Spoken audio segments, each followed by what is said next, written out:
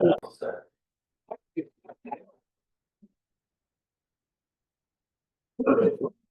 much for having us again. Appreciate it.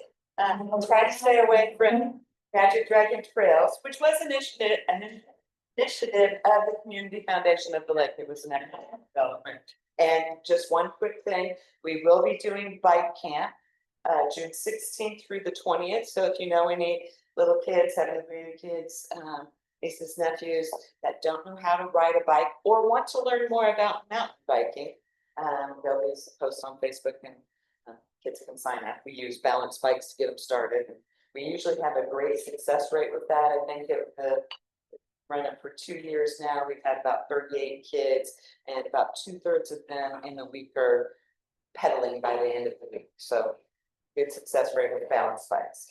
But I'm here to talk about Community Foundation of the Lake, which we are in our 18th year. And if you're not aware, community foundations basically are an organization to kind of pull nonprofits funding together, and then it's invested. So we are actually under the umbrella of the Community Foundation of the Ozarks, which there are 54 community foundations in kind of the southern half of Missouri that are in the Community Foundation of the Ozark umbrella.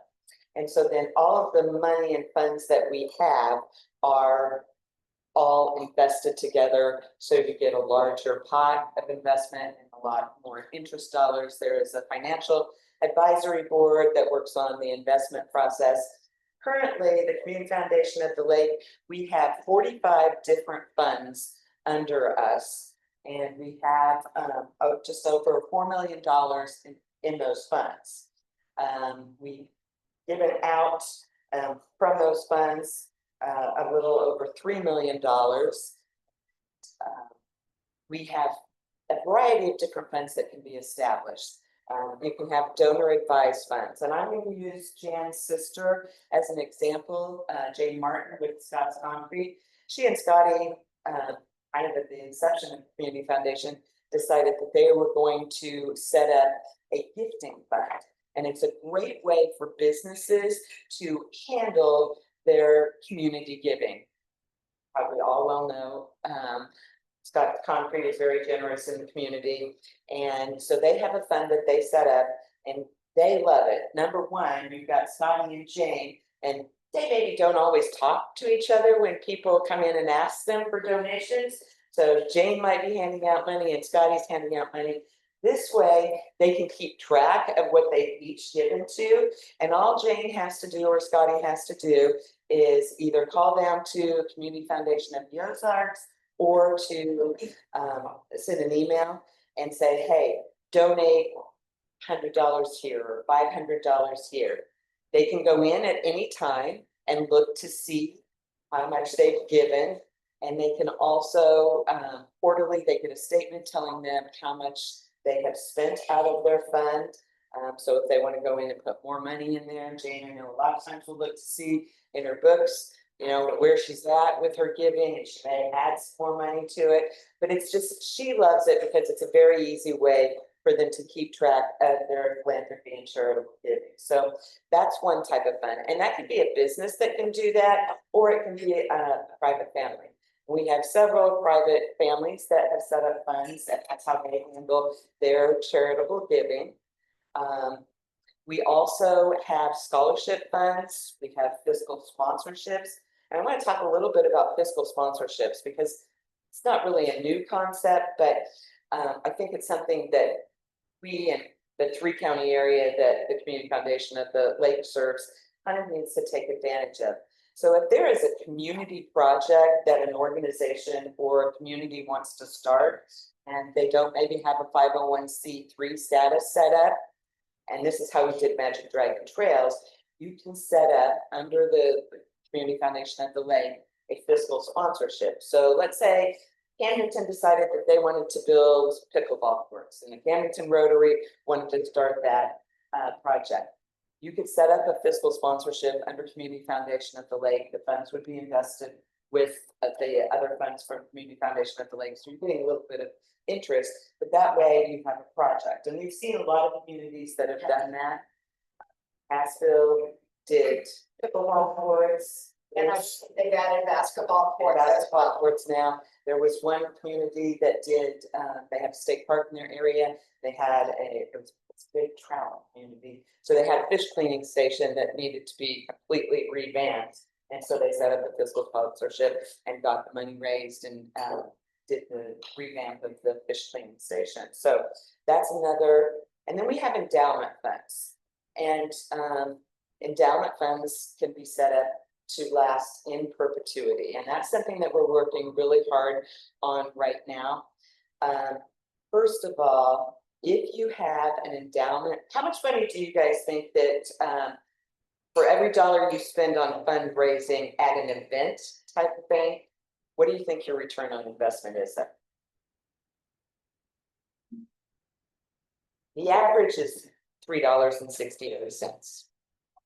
If you have an endowment fund, $1 invested in that turns into $53, a little over $53. So that's why we're pushing really for the endowments. And we've been pretty successful. We have a couple of really big ones. One is the Karen Jean Rudick Endowment Fund, and she left a portion of her estate for horse and dog shelters and rescues. She's a big horse and dog person.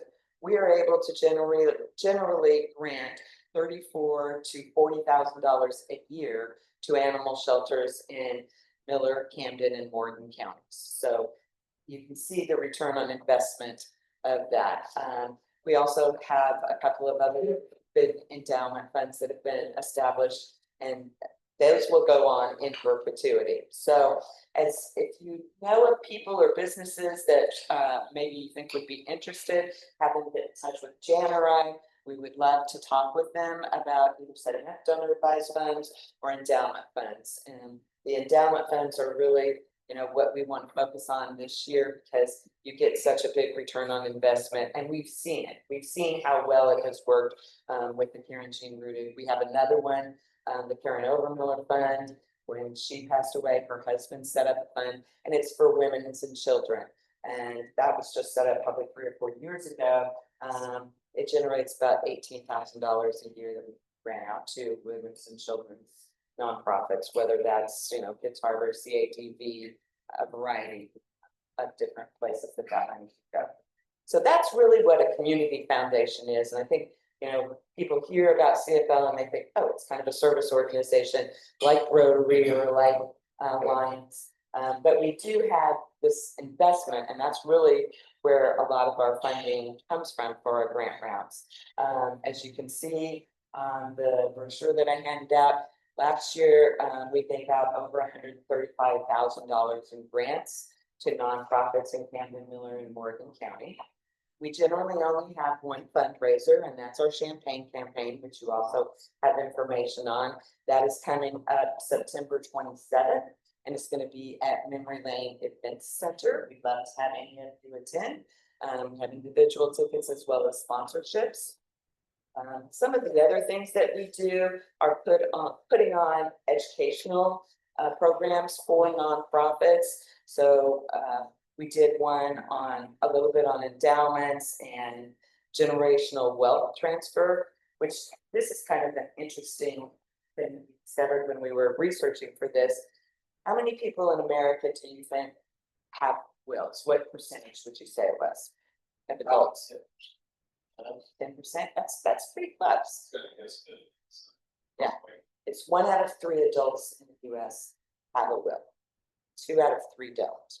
So that's the other reason that we want to look at endowments, because we have a generational wealth transfer that is going to be happening here, or has actually started happening. In Missouri, the bus is up here. In Missouri, the next 10 years, there's an estimated $134 billion that will be transferred within generation. If we could capture just 5% of that for nonprofits into endowments, that would generate a lot of funding for endowments. And, you know, we kind of sit here in a retirement area. So I would really like to see us hit that 5% mark in the next few years. Also, we had the 2024 year in review. We did last year, we did a grant workshop to educate the nonprofits. We're going to follow that up this year in June, with June 25th, with a hands-on nonprofit workshop grants, and they're going to actually be bringing some of their text that answers grant questions, and we're going to be critiquing that, giving them advice, helping them work on budgets, because I think we're going to see that we're going to need to have some more grant funding as a lot of the budget cuts come into effect. A lot of these agencies are going to be hit hard by that. So we're looking at getting them prepared to be able to apply for those grants that are out there. Other things that we help with, we'll go out, we work with the Daybreak Rotary when they do Wingfest. So that's one of a fundraiser for us. Yes. And we appreciate that. But we work with other nonprofits to help with their fundraisers as well. So providing support. We work with the shootout to provide volunteers. So that's let's just see if that in a nutshell. Well, and also with the grant, it's important to know that it goes to Camden, Miller, and Morgan counties. It stays locally, which is really important to us. Also, you have a fund through us with Community Foundation of the Ozarks. They take care of all the back office work. As soon as you put the money in your account, it's tax deductible. They send out the letters, they take care of everything. Anybody have any questions? It sounds like, president and stuff, we've had, over the years, our board. We were actually organized a foundation for all the four local women. We did something similar, our foundation, billions or whatever, but every year we give money, and 3 years later, that money comes back to us with matching. It just became like a grant. Seems like we could get all four Rotary clubs together to leverage that instead of simplified grant with the community foundation on a larger project. So now we do a project that's $1,500 grant. Seems like that might be a good conversation we can have with the foundation chairs and presidents of the club. Yeah, we'd love to have a discussion. And yeah, that's kind of the community foundation, is to bring nonprofits together to make more with your funds. One thing that we are looking at also, hopefully we'll get this kicked off within the next year or so, are giving circles. And if you're not familiar with giving circles, you get a group of say 100 people, and maybe they all donate $500 or $1,000. To make the math simple, let's say you get 100 people that are willing to donate 1,000. And what we want to really focus on with these people are not the local businesses, because they get hit hard, or the local community, they get hit hard anyway. The people that are coming here that visit on the weekends or have second or third homes here. So if you got 100 of those that donated $1,000, that's $100,000. Pretty easy to obtain, probably, because they're putting $1,000 in their gas tank on the weekend anyway, to run their boat. And we want to make those be very large, impactful grants. So maybe it's $25,000 that we're giving, or $50,000 to a couple of entities, but they're very impactful versus $5,000. Something like that. Well, another thing that we do, when we give the grants to our local nonprofits, we don't just give them the money. There is a follow-up review that they have to do within a year. And our board members and I actually visit these nonprofits and see what they're doing and see what they've done. So that's important. Yeah, we do this audit process, and there have been times that we've had to ask for money back from an organization because they either didn't spend it at all and we will give extensions. They, obviously sometimes with building projects, things don't go as planned and you don't get the money spent. Or if they spend it incorrectly, we have asked for the money back. So we do have a nice audit trail. Other questions? How many full-time employees do you have? We have CFL ourselves has 0. Jan is a 20-hour-a-week employee. The CFO, they have probably 30-ish employees.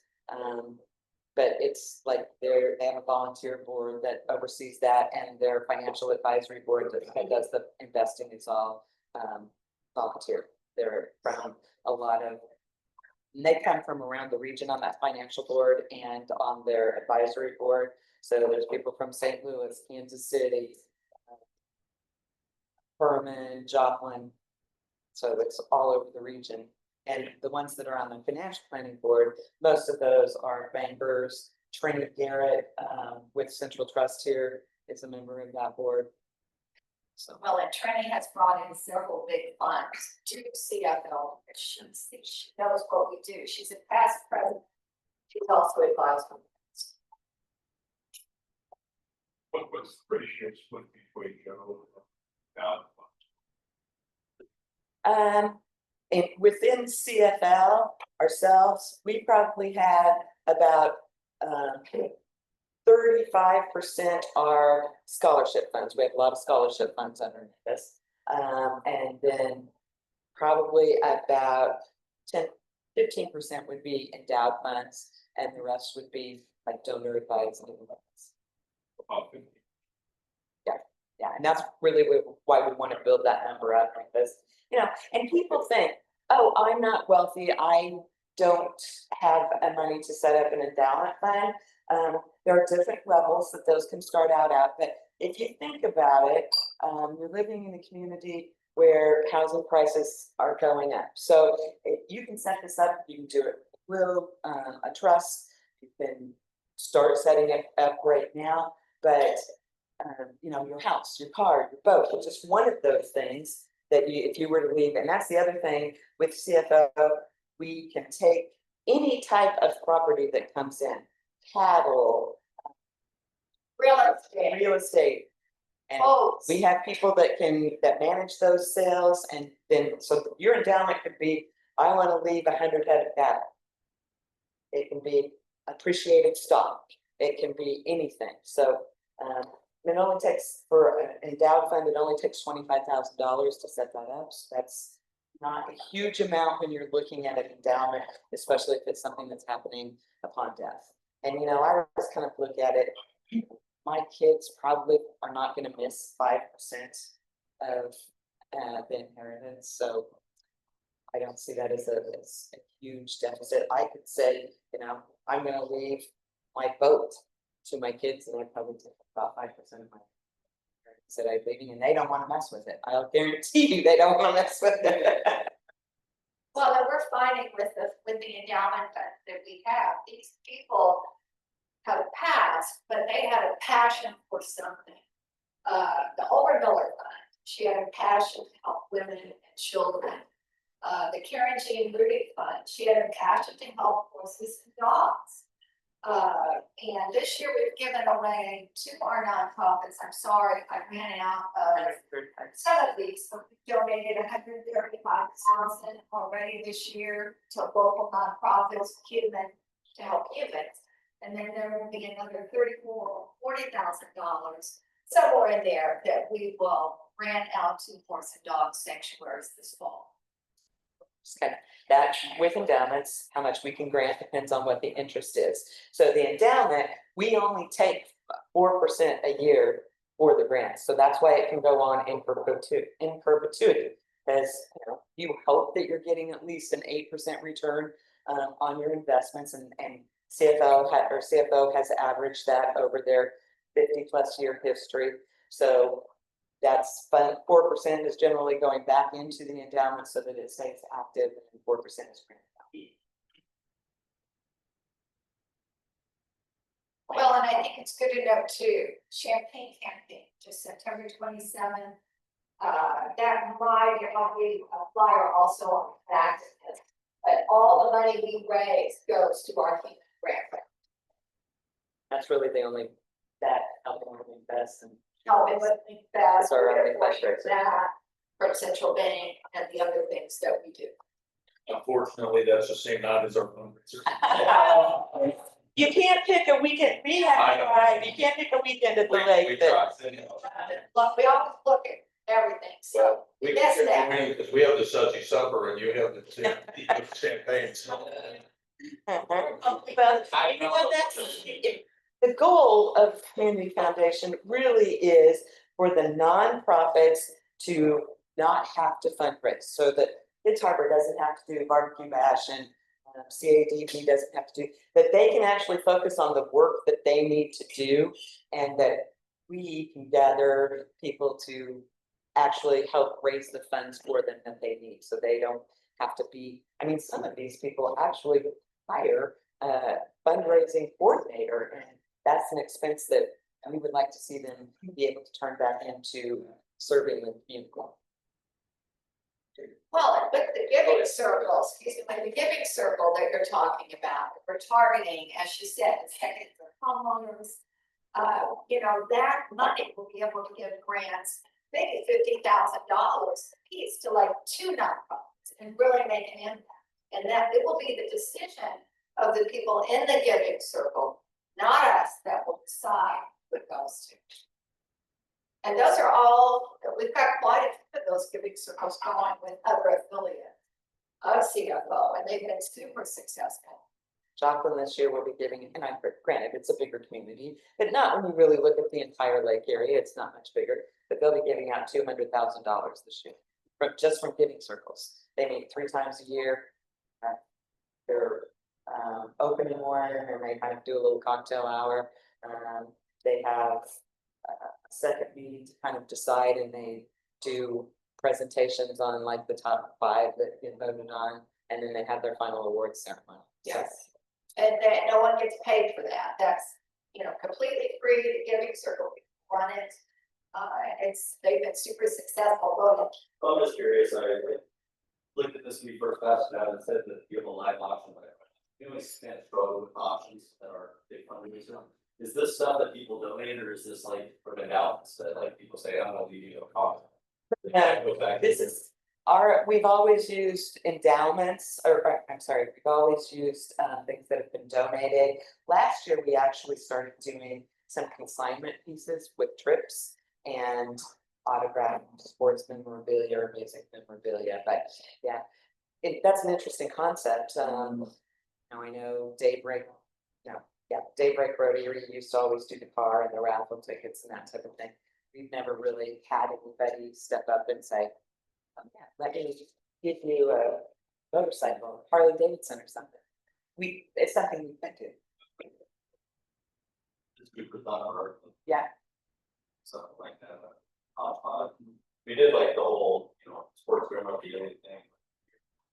And it was, and we didn't make a lot of money because you have to get a certain part back. Yeah. It was kind of more of a hassle than anything, so we're just looking for ways to incorporate the option. Fundraising. And I would say the trips, I was surprised. We had a trip to Italy, and a trip to Disney, and those were consigned trips. And we had one that was a glamping one too, and you could pick 3 national parks to go glamping in. And we sold 3 at the Italian trips, 4 at the Walt Disney World trips, and then 1 at the glamping trips. So, when you can sell multiple of the trips, and I think this area, you've got a lot of people that maybe you're going to go someplace else in winter, or they want, they're just more into travel. And so I was pleasantly surprised with how well those went. I was shocked when we sold 3 trips to Italy. So We had a little bit of a pushback afterwards because they felt those consignment item things. So the people that bought, they thought 100% of what they were giving yeah, went toward the organization instead of, 10 or 12, 15%. So because they bought other things, if you're gonna spend, $5,000 or $10,000, we didn't get that kind of bids on the stuff we have. That was some of their Yeah, and you do have to be very clear about that, you know, not the entire amount goes back, that we have to pay for the trip, so, yeah, we do. Because, you know, I know Winterfest a couple of years ago had, and it was a huge mansion in someplace in the Caribbean that had a butler and a personal chef and stuff that came with it. I think they had to get like $4,000 a night for it. Well, they got not selling. So even though it would have been 100% profit, if you don't sell it, it's not worth it. So, but there are also, you know, a lot of people in this area that have homes in Florida and Arizona. I was at DMAC Impact's fundraiser a couple of months ago, and they had somebody in Colorado that it was a relative of theirs, and he had a place in Colorado, a ranch, 100 and some acres, and so he donated a week for somebody to come in and stay there, and he was even going to give him roping lessons and stuff. So I'm still upset that my husband wasn't with me, so I could say, "Can I buy this?" Could have bought it, and given it to him for present. Well, he wouldn't have appreciated. Well, he wouldn't have appreciated the Colorado. He could have gone mountain That's biking. where the road comes Yeah. Yeah. I could probably still rope. I see know how to rope on the ground. I never got good on it on my horse. So.